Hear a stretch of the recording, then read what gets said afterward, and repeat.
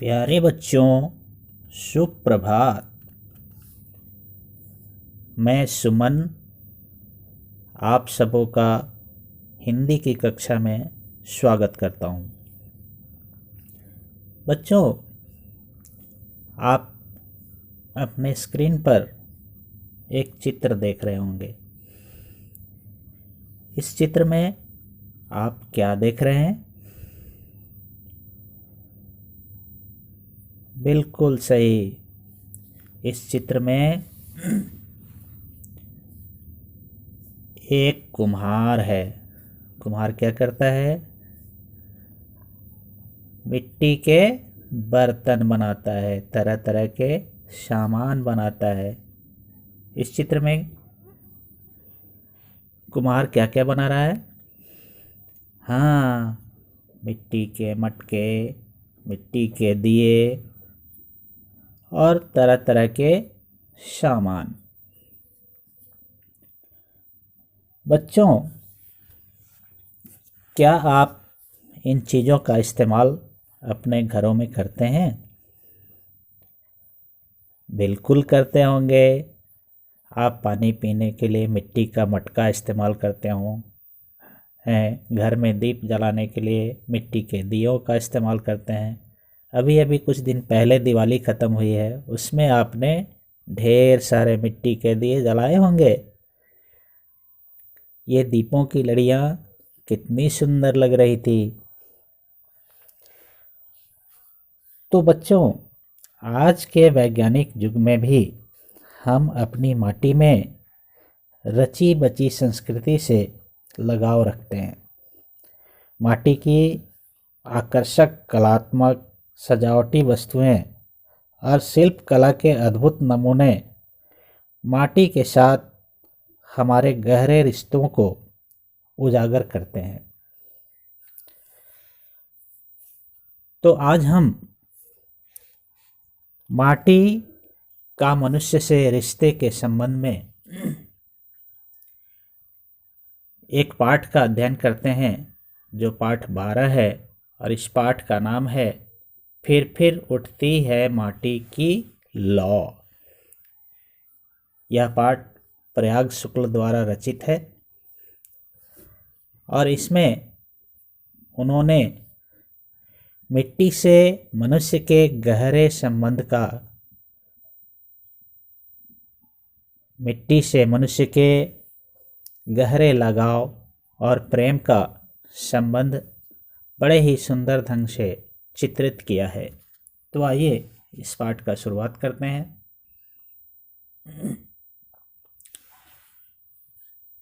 माटी के बर्तनों और माटी की मूर्तियों की एक सुदीर्घ परंपरा हमारे देश में रही है। माटी का दिया तो सदियों से बहुतेरे घरों में जलता ही रहा है और आज भी जलता है। हम माटी के बर्तनों और माटी की मूर्तियों का प्रयोग सदियों से करते आ रहे हैं और आज भी उसी ढंग से करते हैं। भले ही हम कितने ही आधुनिक हो गए हैं, लेकिन थोड़ा बहुत इन बर्तनों का प्रयोग हम करते ही हैं। आधुनिक ज़माने में भी माटी की यह महिमा हमारे देश में कम नहीं हुई। इसे गनीमत ही समझिए। लेखक यह कह रहे हैं कि आज भी मिट्टी की महिमा कम नहीं हुई है, मिट्टी का महत्व कम नहीं हुआ है। आधुनिक उपकरणों ने शहरी जीवन में माटी की जगह भले ही कुछ छीनी हो, लेकिन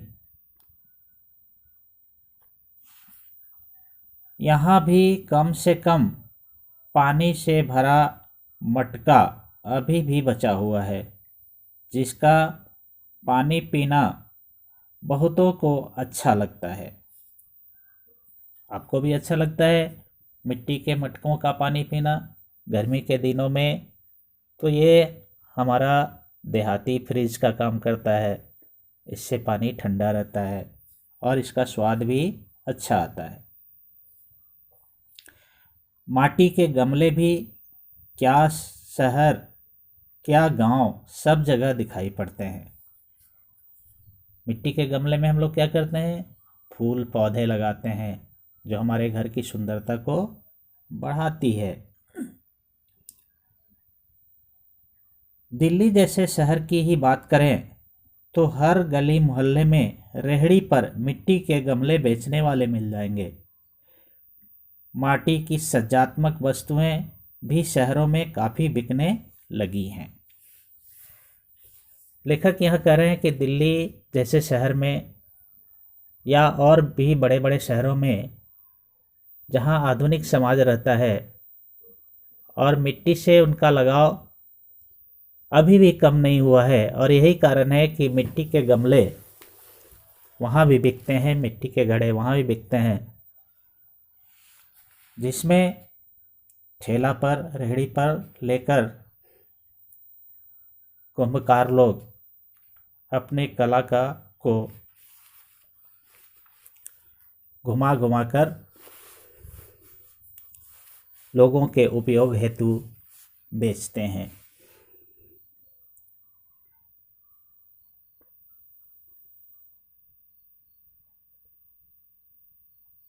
कई आधुनिक घरों में आपको माटी के बड़े बड़े मटके सजे हुए मिलेंगे जो कभी अन्न रखने के काम आया करते थे।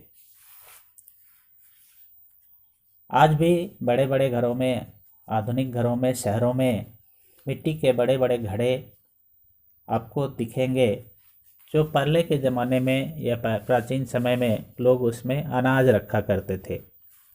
आज तो अनाज रखने के तरह तरह के साधन उपलब्ध हो गए हैं, जिसके कारण इनका महत्व कुछ घटा है। फिर भी शहरों में अब ये सजावटी वस्तुओं के रूप में इस्तेमाल होने लगे हैं। लेकिन माटी की चीज़ों के इस प्रचलन से यह नहीं मान लेना चाहिए कि हमारे कुंभकार की हालत बेहतर हो गई है। लेखक यहाँ कह रहे हैं कि इन सब चीज़ों का उपयोग लोग कर रहे हैं तो यह हम नहीं मान सकते कि माटी के चीज़ों का इस्तेमाल हम कर रहे हैं तो हमारे कुंभकार जो इनका निर्माण करते हैं उनकी हालत बहुत अच्छी हो गई है। वह तो लगभग जहाँ का तहाँ है और कोई आंकड़े तो उपलब्ध नहीं है, लेकिन यह एक सच्चाई है कि अब कुंभकार के पेशे को स्वयं कुंभकारों की नई पीढ़ियाँ चाव से नहीं अपनाना चाहती। क्यों नहीं अपनाना चाहती? इसका कारण है कि मिट्टी के बर्तनों का इस्तेमाल, इनका प्रयोग हम धीरे धीरे कम करते जा रहे हैं, जिनके कारण इनकी हालत अब धीरे धीरे खराब हो रही है।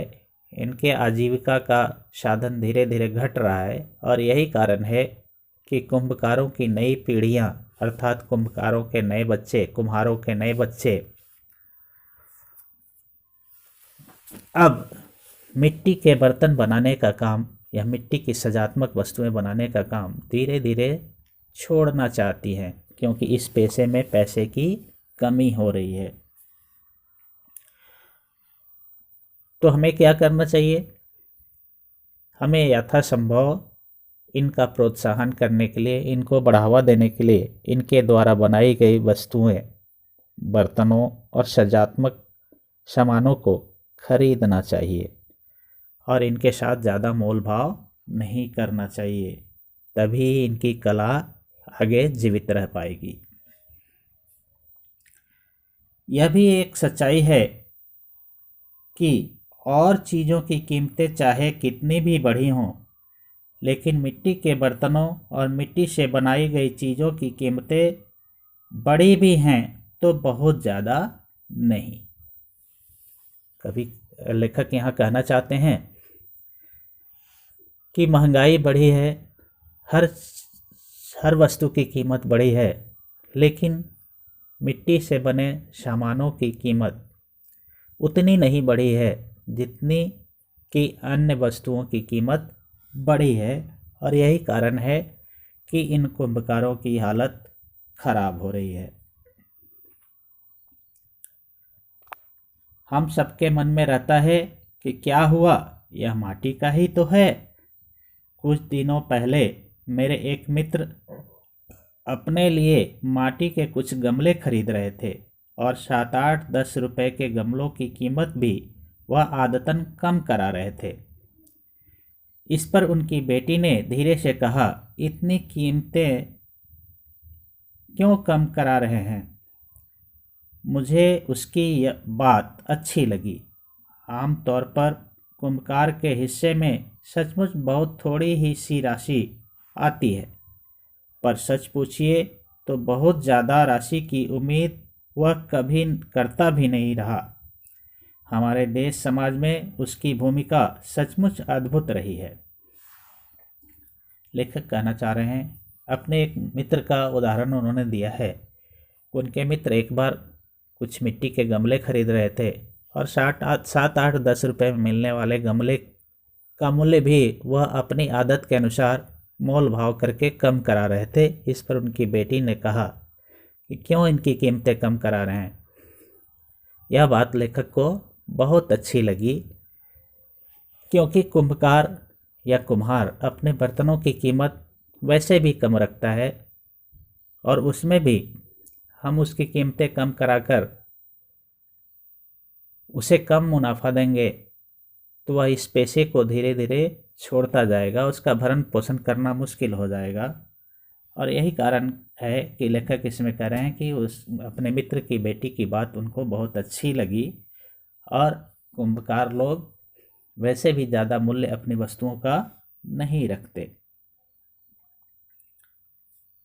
कबीर ने भले ही यह कहा हो, माटी कहे कुम्हार से तू क्या रौंदे मोय, एक दिन ऐसा आएगा मैं रौंदूंगी तोय। कबीरदास के इस दोहे के माध्यम से लेखक यहाँ यह बताना चाहते हैं कि माटी कहे कुम्हार से तू क्या रौंदे मोय। माटी कुम्हार से कहता है, ये कुम्हार तुम मुझे अपने पैरों तले क्या रौंद रहे हो।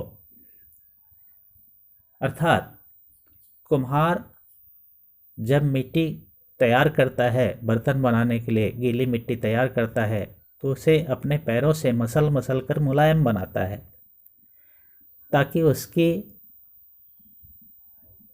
उस कोमल मिट्टी से वह सुंदर कलात्मक वस्तुएं बना सके। इसी संदर्भ में कबीरदास जी ने कहा है कि मिट्टी कुम्हार से कहता है कि तुम मुझे क्या रौंद रहे हो, तुम मुझे अपने पैरों तले क्या दबा रहे हो। एक दिन ऐसा आएगा मैं रौंदूंगी तोय। यह जीवन की एक अत्यंत ही कड़वा सत्य है कि हर आदमी को एक दिन मरना है, और जब हम मरते हैं तो हमारी अंतिम गति यही मिट्टी तो देता है, या हमें जलाया जाए या हमें दफनाया जाए। हम जाते तो मिट्टी की शरण में ही हैं, और यही कारण है कि कबीरदास जी यहाँ पर इन पंक्तियों के माध्यम से कहना चाहते हैं कि एक दिन ऐसा आएगा मैं रौंदूंगी तोय। मिट्टी कहती है कि एक दिन ऐसा आएगा कि तुमको भी मिट्टी में मिल जाना है, और तब मैं तुमको वहाँ पर अपने पैरों तले रौंदूंगी। और यह जीवन का कड़वा सत्य है कि हमको एक दिन मिट्टी में मिल जाना है। हर चीज़ जो निर्मित होती है एक ना एक दिन उसको मिट्टी में मिल जाना है, ख़त्म होना है, नष्ट होना है।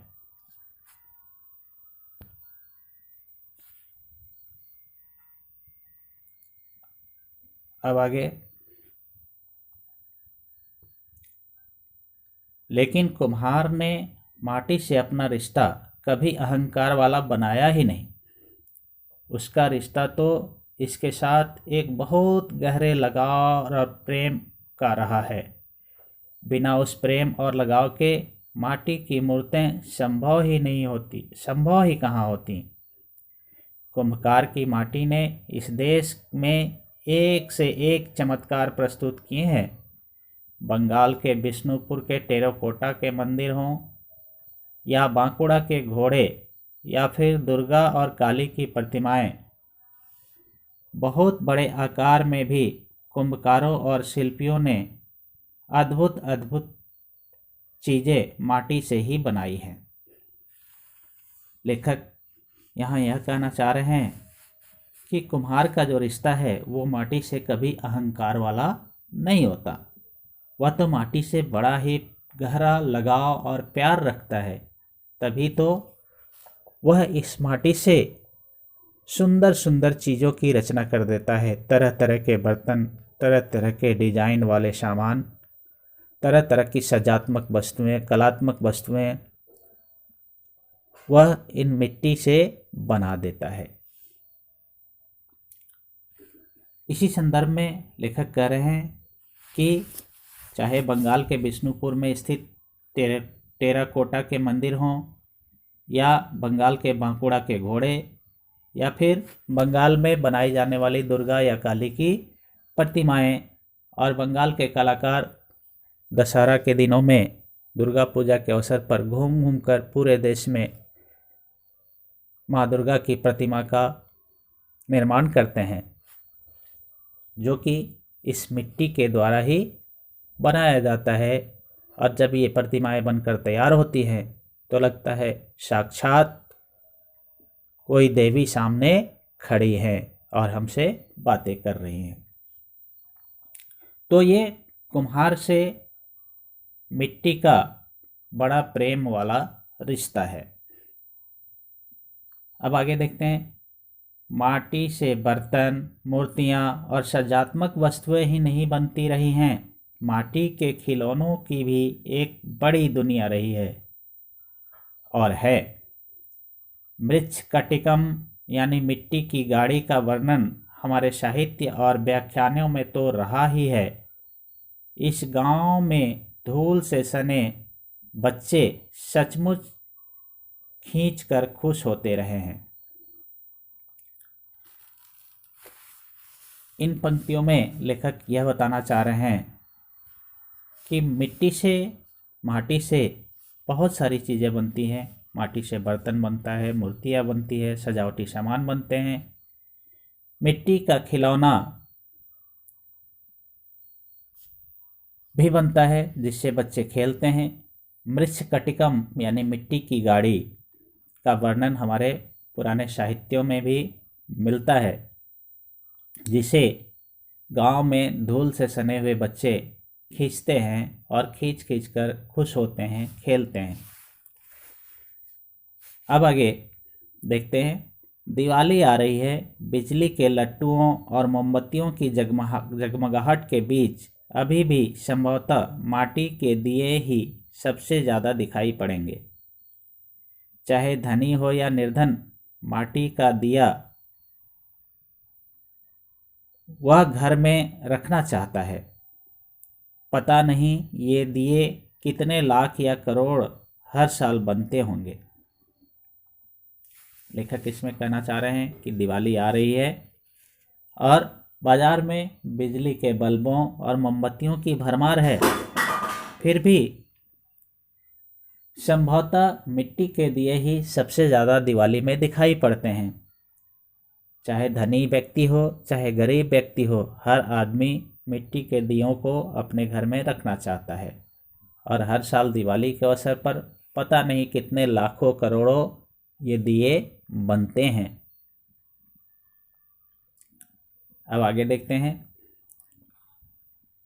आधुनिक काल में अब कुछ नई चीज़ें भी माटी से बनने लगी हैं या बनवाई जाने लगी हैं। इसे भी शुभ लक्षण ही माने, क्योंकि अगर ये किसी लहर के तहत भी बनवाई जा रही हैं हों तो भी क्या हर्ज है। पिछले वर्ष एक परिवार ने हमारे घर पर दिवाली पर माटी की एक थाली में माटी के लक्ष्मी गणेश और कुछ दियों समेत खील बतासे भेजे थे। माटी की यह थाली, उस पर लक्ष्मी गणेश और कुछ दिए अपने आप में एक कलाकृति की तरह लग रहे थे। यह हमारे पास अभी भी सुरक्षित है। ऐसी ही और भी कितनी ही चीज़ें पर्व त्योहारों और दिवाली पर बनने लगी हैं।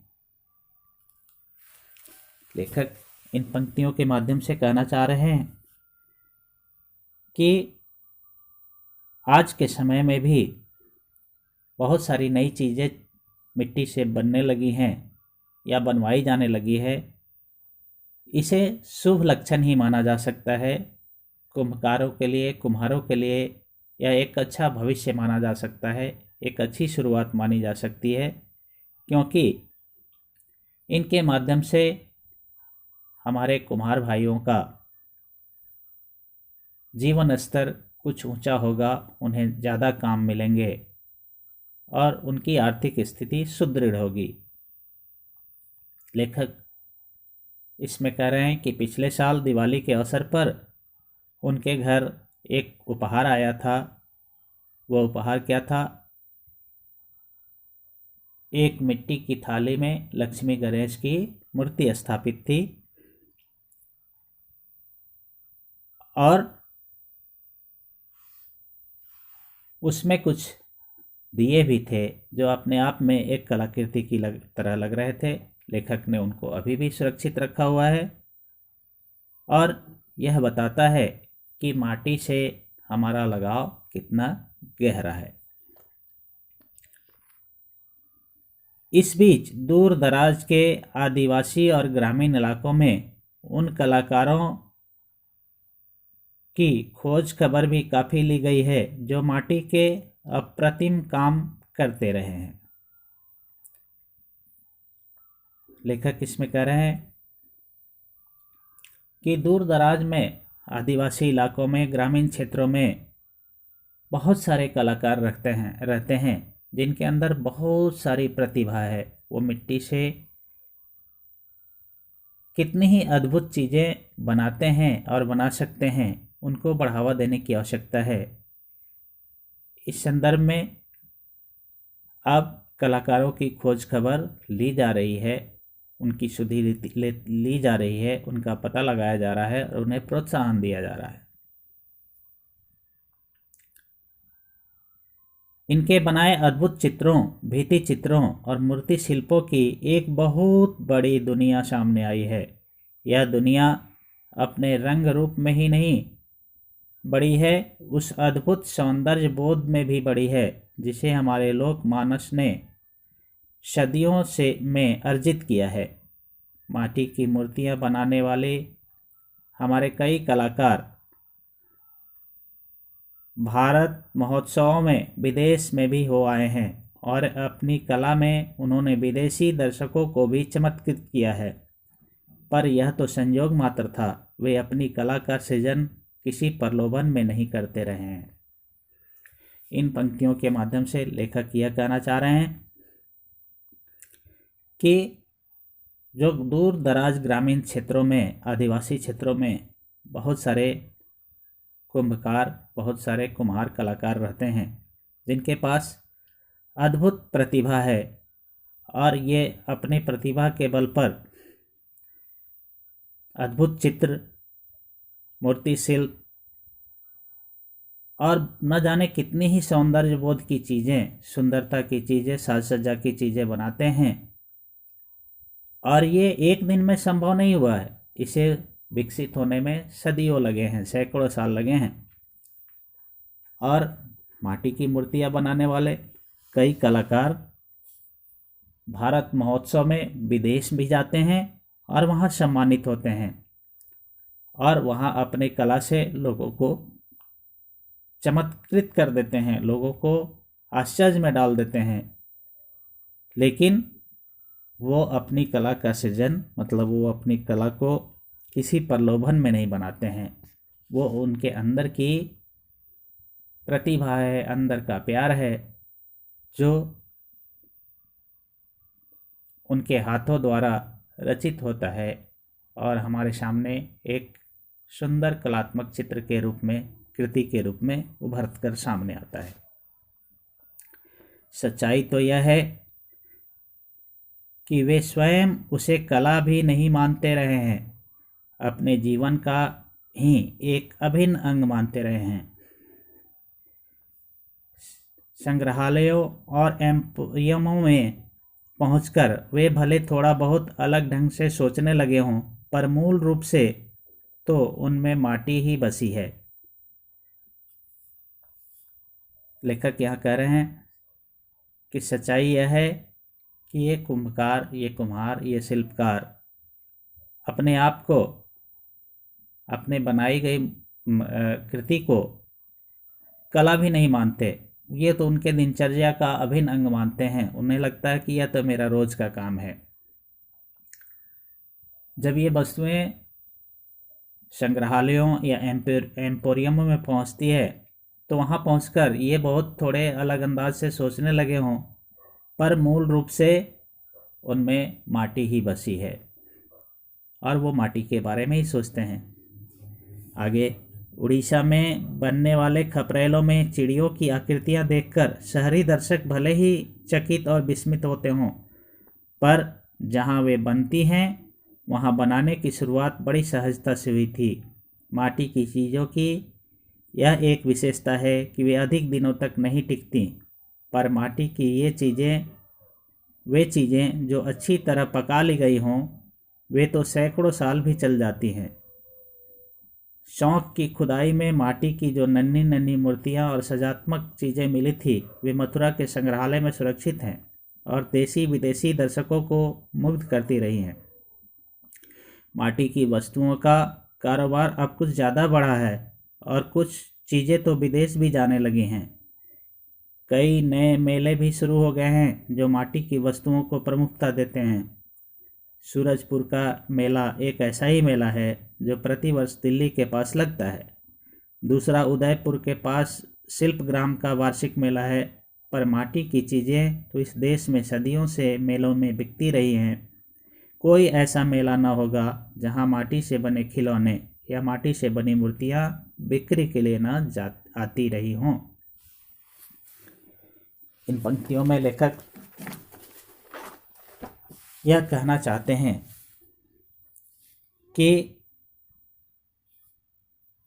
माटी से बनी हुई चीज़ें अधिक दिनों तक नहीं टिकती, लेकिन अगर उन्हें अच्छी तरह पका लिया जाए तो वो सैकड़ों सालों तक टिकती हैं। और वैसी बनी हुई चीज़ें कुछ संग्रहालयों में, जैसे लेखक ने यहाँ मथुरा का उदाहरण दिया है, ऐसे ही भारत के कई सारे संग्रहालयों, विदेश के कई सारे संग्रहालयों में आज भी सुरक्षित रखा हुआ है। हम इनकी कला को बढ़ावा देने के लिए आजकल मेले भी लगने लगे हैं और हर मेले में मिट्टी से बनी हुई वस्तुएं मिलती हैं। और इनको बढ़ावा देने के लिए सरकार ने सूरजकुंड के पास एक मेला, हर साल दिल्ली के पास एक सूरजकुंड जगह है, वहाँ लगता है। दूसरा उदयपुर के पास शिल्पग्राम का वार्षिक मेला है, जहाँ इन वस्तुओं को बढ़ावा देने के लिए हर साल मेला का आयोजन किया जाता है। और यहाँ तरह तरह के खिलौने, तरह तरह के शिल्प, तरह तरह के सजावटी सामान मिट्टी से बने हुए देखने को मिलते हैं, जिसमें इन कलाकारों की प्रतिभा को प्रोत्साहन देने का मौका मिलता है। संभवतः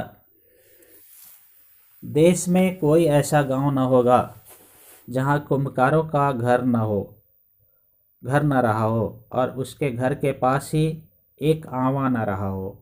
शहरों और कस्बों में भी कुम्भकारों के घर हैं और आज भी हैं। इनकी दुनिया कहीं कहीं तो बढ़ी है और कहीं कहीं बिल्कुल सिमटती गई है। लेखक कह रहे हैं कि संभवतः आज भी देश का कोई ऐसा गांव नहीं होगा जहां कुम्भकार या कुम्हार का घर न हो, चाहे शहर हो या गांव हो। हर जगह कुम्हारों का घर रहता ही है और जहाँ इनका घर होता है वहाँ एक आवा होता है। आवा अर्थात जहाँ ये मिट्टी के बर्तनों को पकाते हैं, भट्ठी में पकाते हैं।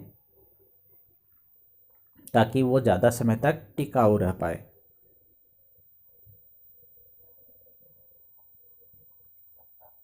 तो लेखक कह रहे हैं कि हर जगह कुम्भकारों का घर है, लेकिन इनकी दुनिया धीरे धीरे सिमटती जा रही है, छोटी होती जा रही है, कहीं बढ़ी है और कहीं घट रही है।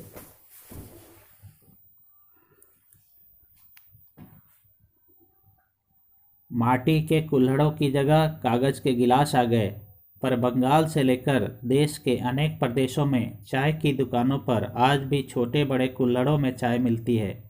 कई स्टॉल ऐसे भी मिलेंगे जो कांच का गिलास भी रखते हैं और साथ ही कुल्हड़ भी। माटी के बर्तनों के प्रति एक लगाव अभी भी बना हुआ है। सच पूछिए तो इस देश में देश से जाएगा भी नहीं और उसे जाना चाहिए भी नहीं, क्योंकि फेंका हुआ माटी का कुल्हड़ अन्य चीज़ों की बनिस्बत कम गंदगी पैदा करता है।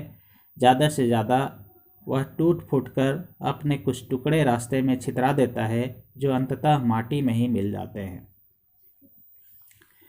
लेखक यहाँ यह बताना चाह रहे हैं कि माटी के कुल्हड़ों की जगह कागज के गिलास आ गए हैं, प्लास्टिक के गिलास आ गए हैं, पर बंगाल से लेकर देश के अनेक भागों में आज भी चाय के छोटे बड़े दुकानों पर कुल्हड़ में चाय मिलते हैं। कुल्हड़ अर्थात मिट्टी का प्याला, मिट्टी का गिलास, और इसमें चाय पीना लोग पसंद करते हैं। बहुत सारे दुकान ऐसे भी हैं जो शीशे के गिलास तो रखते हैं, पर साथ में मिट्टी के गिलास या मिट्टी का कुल्हड़ भी रखते हैं। और ऐसा इसलिए है क्योंकि मिट्टी से लगाव हमारा आज भी बना हुआ है, और मिट्टी के कुल्हड़ की चाय का स्वाद भी बड़ा ही अच्छा होता है।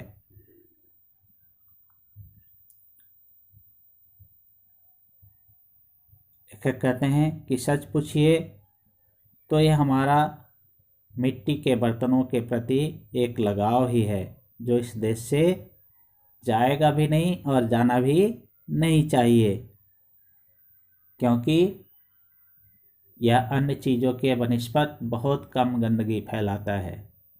क्योंकि प्लास्टिक के गिलास तो पर्यावरण के लिए बहुत ही हानिकारक हैं।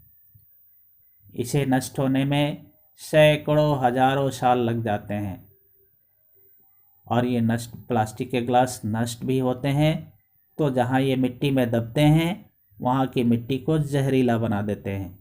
इस कारण से हमें प्लास्टिक का इस्तेमाल कम से कम करना चाहिए या बिल्कुल नहीं करना चाहिए। जबकि मिट्टी के कुल्हड़ों के साथ ऐसी बात नहीं है।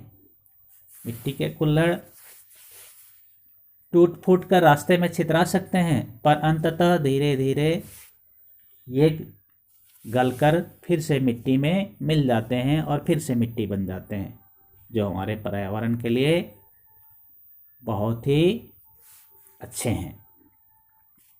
इसलिए हमको प्लास्टिक के गिलासों का इस्तेमाल नहीं करना चाहिए और मिट्टी के कुल्हड़ों का इस्तेमाल करना चाहिए। क्यों करना चाहिए?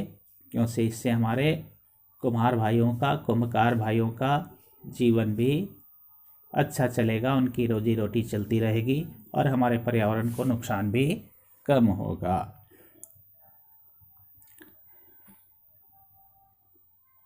माटी को पकाने की तरह तरह की विधियाँ रही हैं।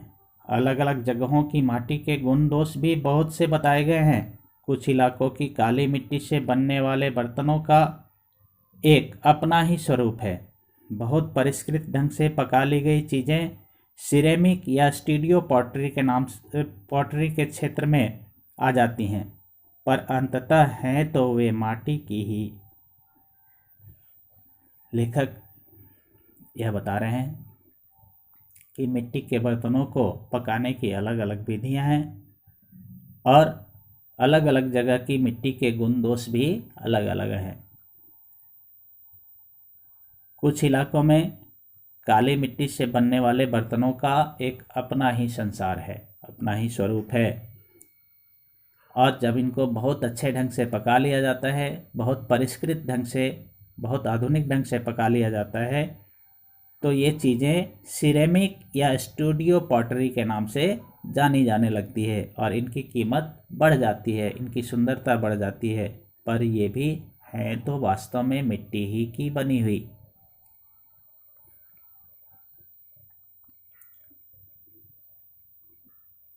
माटी से बनने वाले चीज़ों की यह महिमा अक्सर हमारी आंखों से ओझल रहती है, क्योंकि माटी की चीज़ें हैं ही इतनी सहज सुलभ कि हम उनकी ओर आमतौर पर उतना ध्यान नहीं देते जितना किसी धातु या प्लास्टिक आदि से बनी चीज़ों पर। लेखक कह रहे हैं, माटी की चीज़ों से बनने वाली चीज़ों की महिमा अक्सर हमारे आंखों से ओझल रहती है, हमारे आंखों में, हमारे नज़रों में नहीं रहती। क्यों नहीं रहती? क्योंकि ये मिट्टी की बनी रहती है और हम इनकी कीमत को कम आंकते हैं, जिसके कारण हम इन्हें नज़रअंदाज कर देते हैं। और इतनी सहज सुलभ है, मतलब हर जगह उपलब्ध है, कि हम उनकी ओर उतना ध्यान नहीं देते जितना किसी धातु या प्लास्टिक की बनी हुई चीज़ों पर देते हैं। पर हमें ऐसा नहीं करना चाहिए। हमें मिट्टी की महिमा को समझना चाहिए, इनका इस्तेमाल करना चाहिए। दिवाली ज़रूर एक ऐसा त्यौहार है जब माटी के दिए, माटी के लक्ष्मी गणेश की मूर्तियाँ और सज्जा की तमाम दूसरी चीज़ों की ओर हमारा ध्यान जाता है और आग्रहपूर्वक ही हम माटी से बनाई गई ये चीज़ें खरीदते हैं। दिवाली से जुड़ी हुई और सब चीज़ों में मुझे यह पक्ष सबसे अधिक प्रिय लगता है। माटी के दिए की रोशनी पर भी एक अलग तरह से ध्यान जाता है। क्या यह सच नहीं है कि आज भी दिया या दीप कहते हैं,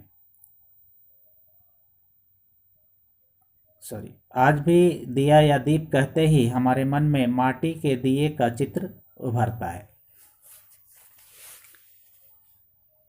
लेखक यह कहना चाह रहे हैं कि दिवाली एक ऐसा त्यौहार है जब हम माटी के ही वस्तुओं का इस्तेमाल ज़्यादा करते हैं, चाहे वो माटी के बने हुए दिए हों, माटी से बने हुए लक्ष्मी गणेश की मूर्तियाँ हों, माटी के खिलौने हों, या माटी के से बनी हुई तमाम सजने और संवरने वाली चीज़ें हों, सजाने और संवारने वाली चीज़ें हों, जिसे हम दिवाली के अवसर पर खरीदते हैं। और लेखक को दिवाली से जुड़ी हुई सब चीज़ों में सबसे अच्छा जो लगता है वह है माटी के दिए, क्योंकि इनकी रोशनी पर एक अलग तरह से ध्यान जाता है। झिलमिल करती हुई रोशनी, जगमगाती हुई रोशनी, जो हमें बहुत ही सुंदर लगती है। और इसकी सुंदरता जब कतारों में दिए जलते हैं और इनकी लयबद्ध तरीके से ऊपर नीचे होती हैं, तो हमारी आँखों को एक अद्भुत सुंदरता का नज़ारा मिलता है। लेखक कहते हैं कि क्या यह सच नहीं है कि आज भी दिया या दीप कहते ही हमारे मन में माटी के ही दिए का चित्र उभरता है। जैसे ही दिया या दीप कहते हैं तो हम कितने भी आधुनिक हो गए हों, लेकिन हमारे मन में, हमारे जहन में जो चित्र उभरता है वो माटी के दिए का ही उभरता है। अगर आपको कहा जाए कि दिए का चित्र बनाओ तो आप कौन सा चित्र बनाएंगे? मिट्टी के दिए का ही ना। और यही लेखक इनमें कहना चाहते हैं। तो इस पाठ के माध्यम से लेखक हमें यह बताना चाह रहे हैं कि माटी से हमारा लगाव सदियों से है, हजारों साल पहले से है, लाखों साल पहले से है, और अभी भी ये लगाव कम नहीं हुआ है, क्योंकि माटी से बनी हुई बहुत सारी चीज़ों का इस्तेमाल, चाहे वो सजावटी चीज़ हों या उपयोग में लाई जाने वाली चीज़ें हों, उनका प्रयोग हम आज कर रहे हैं। चाहे हम कितने भी वैज्ञानिक क्यों नहीं हो, युग में क्यों नहीं हो गए हों, लेकिन इन चीज़ों से हमारा नाता आज भी पूर्ववत ही है। यहाँ एक ब्लू बॉक्स है, इसमें लेखक इस पाठ के सार को रखे हैं। आज के वैज्ञानिक युग में भी हम अपनी माटी में रची बची संस्कृति से लगाव रखते हैं। माटी की आकर्षक कलात्मक सजावटी वस्तुएं और शिल्प कला के अद्भुत नमूने माटी के साथ हमारे गहरे रिश्ते को उजागर करते हैं। पाठ में लेखक यह आशा करते हैं कि लोक कलाकारों की कला के सौंदर्य की सराहना करने, उन्हें प्रोत्साहन देने और अनेक सांस्कृतिक अवसरों पर माटी के दीप प्रज्वलित करने से भविष्य में भी माटी के साथ हमारे संबंध अक्षुण्ण रहेंगे। लेखक यह कह रहे हैं कि मिट्टी के बर्तनों का, सजावटी सामानों का या धार्मिक अनुष्ठानों के समय उपयोग किए जाने वाले सामानों का हम जितना ही ज़्यादा प्रयोग करेंगे उतना ही हमारे इन लोक कलाकारों, कुम्भकारों को प्रोत्साहन मिलेगा और इनकी आजीविका चलती रहेगी और माटी हमारे विभिन्न रूपों में हमारे बीच उपस्थित रहेगी और हम इनका इस्तेमाल करते रहेंगे। तो इस तरह से ये पाठ समाप्त हुआ। अगले कक्षा में हम लोग इसके प्रश्न उत्तर को देखेंगे। तब तक के लिए धन्यवाद। फिर हम लोग मिलते हैं अगली कक्षा में।